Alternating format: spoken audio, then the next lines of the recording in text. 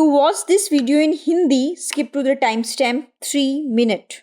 Hello and welcome to the legal update series of Drishti Judiciary, and today's topic is Challenge to Arbitral Tribunal Order. Why in news? Recently in UP Awas एवं विकास परिषद versus messrs universal contractors and engineers limited case, the Lucknow bench of Allahabad High Court dismissed a petition filed under Article 227 of the Constitution, ruling that arbitral tribunal order on procedural matter cannot be challenged at this stage. Background of the case: a dispute arose between UP Awas एवं विकास परिषद and Mrs. Universal Contractors regarding a contract and billing issues. The arbitral tribunal directed the petitioner to provide the respondent with a copy of the complete contract bond and the final bill. The tribunal also allowed the name change of the respondent company to reflect its status as public limited company.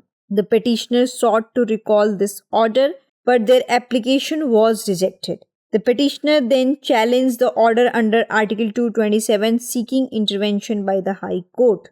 Court observation: the bench comprising Justice Subhas Vidyarthi ruled that the petition under Article 227 is not maintainable, emphasizing that judicial intervention should be limited in arbitration proceedings. The court concluded that petition under Article 227 of the Constitution cannot be entertained against an order of the arbitral tribunal when the cautious remedies are already available in the Arbitration Act itself. Article 227 of the Constitution: the High Court have the authority to supervise all courts and tribunals within their jurisdiction. The High Court can call for returns, issue rules, prescribe forms, regulate fees for court officials, attorneys, and advocates. This power does not extend to military courts, and rules must align with existing laws and require the governor's prior approval. Case law: SBP and Company versus Patel Engineering Limited 2005.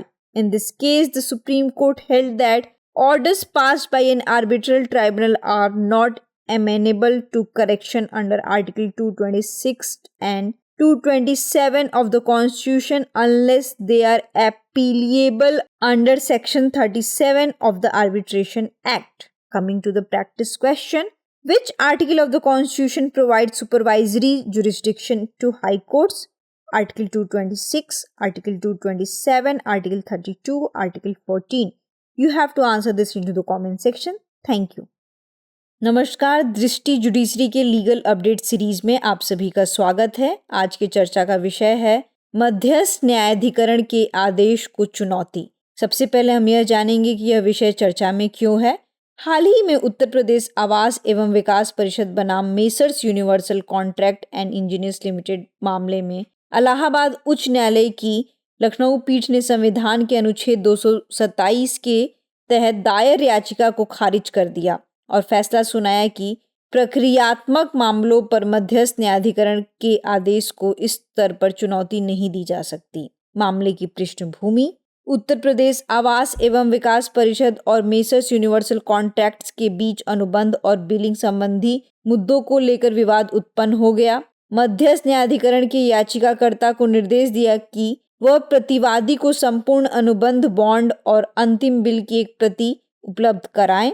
न्यायाधिकरण ने प्रतिवादी company का नाम बदलने की भी अनुमति दे दी ताकि उसकी स्थिति सार्वजनिक लिमिटेड कंपनी के रूप में प्रतिबिंबित हो सके। याचिकाकर्ता ने इस आदेश को वापस लेने की मांग की, लेकिन उनका आवेदन खारिज कर दिया गया। इसके बाद याचिकाकर्ता ने अनुच्छेद 227 के तहत आदेश को चुनौती दी तथा उच्च न्यायालय से हस्तक्षेप की मांग की। न्यायालय का अवलोकन: न्यायमूर्ति सुभाष विद्यार्थी की पीठ ने फैसला सुनाया कि अनुच्छेद 227 के तहत याचिका स्वीकार्य नहीं है तथा इस बात पर बल दिया कि मध्यस्थता कार्यवाही में न्यायिक हस्तक्षेप सीमित होना चाहिए।